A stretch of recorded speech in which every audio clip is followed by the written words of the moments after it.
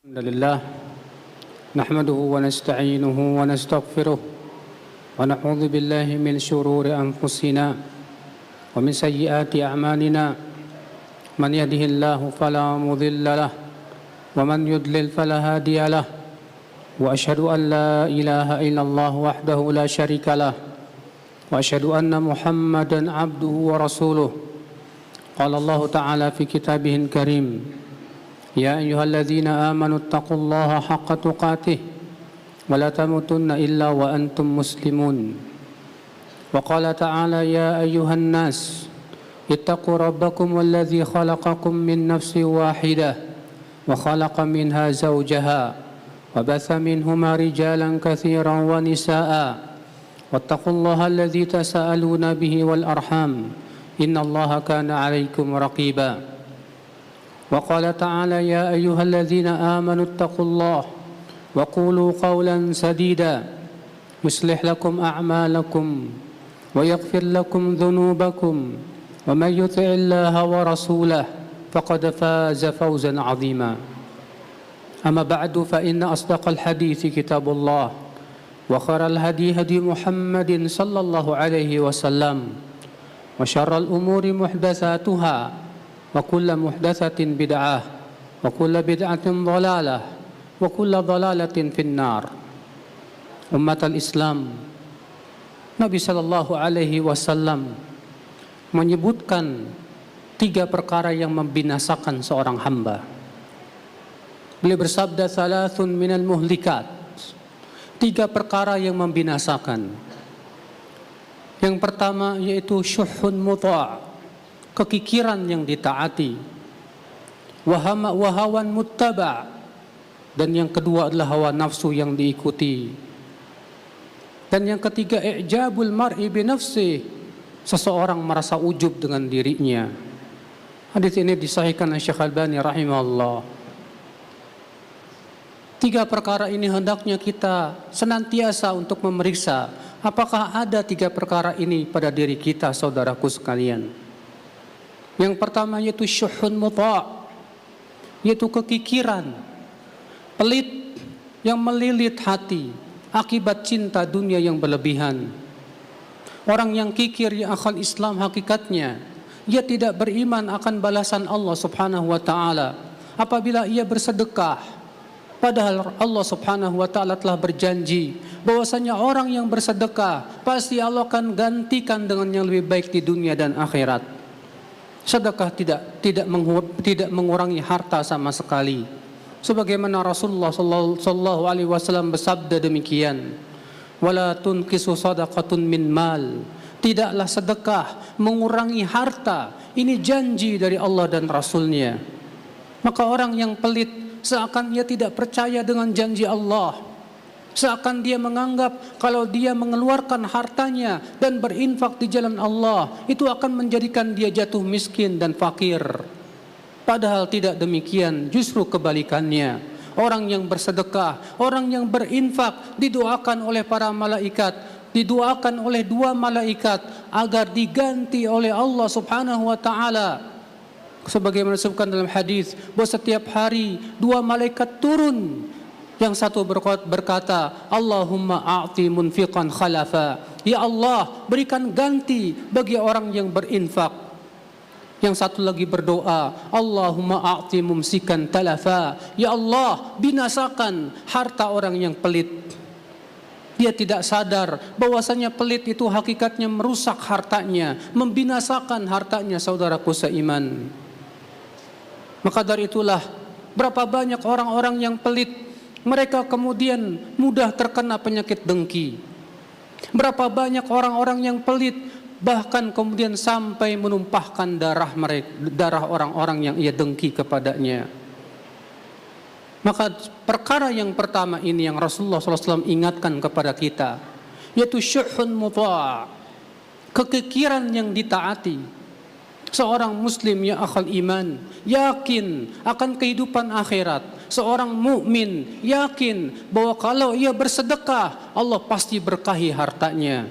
Oleh karena itulah lihatlah para sahabat, mereka berlomba-lomba untuk bersedekah. Bahkan ada orang yang tidak memiliki harta, dia pergi ke pasar, kemudian dia bekerja menjadi kuli di sana, kemudian hasilnya ia infakkan dan sedekahkan. Yang kedua, saudaraku sekalian, ini yang lebih berat lagi, yaitu hawan muttaba, hawa nafsu yang diikuti. Allah menyebutkan dalam Al-Quran bahwasanya manusia yang paling sesat di dunia adalah mereka yang mengikuti hawa nafsunya. Allah berfirman, "Waman adallu mimman ittaba'a hawahu bighairi hudan minallah." Siapakah yang paling sesat dari orang yang mengikuti hawa nafsunya tanpa petunjuk dari Allah Subhanahu wa taala? Orang yang mengikuti hawa nafsu, ya akhal Islam, walaupun ia memiliki ilmu yang banyak tentang agama, ia tersesat jalan. Lihatlah bagaimana Allah Subhanahu wa taala menyebutkan dalam Al-Quran tentang kisah si Bal'am yang telah Allah ajarkan kepadanya ayat-ayatnya, namun ia terlepas dari ayat-ayat Allah. Ia tinggalkan ayat-ayat Allah demi untuk mendapatkan hawa nafsunya. Maka Allah mengatakan, "Watlu alaihim naba alladhi atainahu ayatina fansalakha minha faatba'ahu syaitan fakana minal ghawin walau syi'na la rafa'nahu biha walakinnahu akhlada ilal ardi wa taba'a hawah." Bacakan kepada mereka tentang kisah orang yang telah kami ajarkan ayat-ayat kami kepadanya, lalu ia lepas dari ayat kami, lalu setan pun mengikutinya, dan jadilah ia orang-orang yang tersesat. Kalaulah kami kehendaki, kami akan muliakan ia dengan ayat-ayat kami, akan tetapi ia lebih condong kepada dunia dan mengikuti hawa nafsunya. Umat al-Islam, Allah menyebutkan dalam Al-Quran bahwa orang yang mengikuti hawa nafsu, mempertuhankan hawa nafsu, Allah sesatkan ia di atas keilmuan. Allah tutup mati hatinya, telinganya dan matanya, sehingga tidak lagi bisa membedakan mana yang hak dan mana yang batil. Allah berfirman, "Afara'aita man ittakhadha ilahahu hawah wa adallahu Allahu ala ilm." Bagaimana pendapatmu tentang orang yang mempertuhankan hawa nafsunya dan Allah sesatkan ia di atas keilmuan?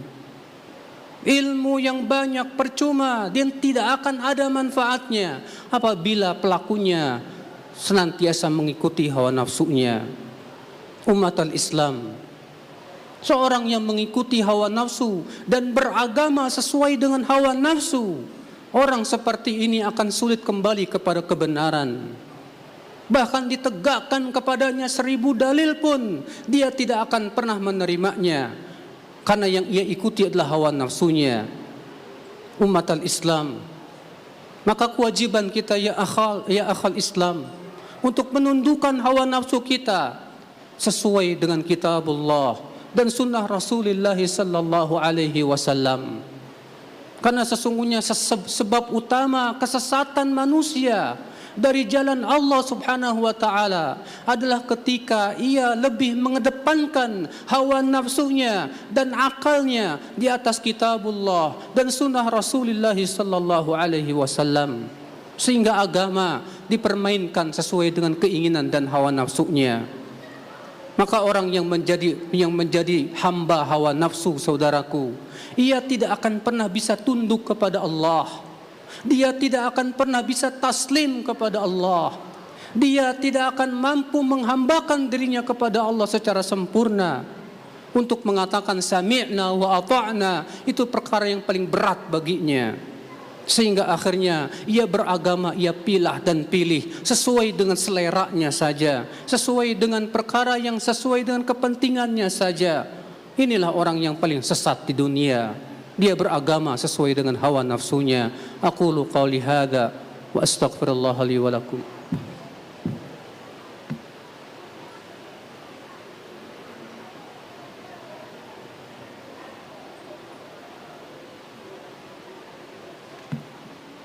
Alhamdulillah wassalatu wassalamu ala Rasulillah nabiyyina Muhammadin wa alihi wa sahbihi wa man walah.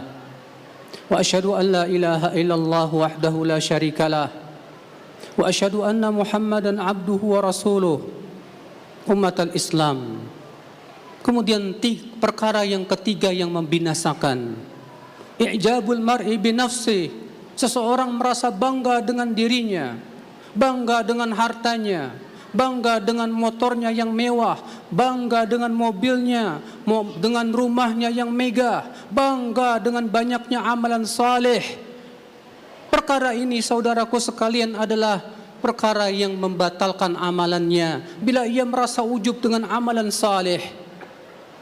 Rasulullah sallallahu alaihi wasallam bersabda, "Lau lam takunu tudnibun, khasyitu alaikum akbar min dzalik al-ujub." Rasulullah SAW bersabda, kalaulah kalian tidak berbuat dosa, aku khawatir atas kalian yang lebih berat dari dosa, yaitu merasa bangga dengan banyaknya ibadah. Ujub membatalkan amal saudaraku sekalian.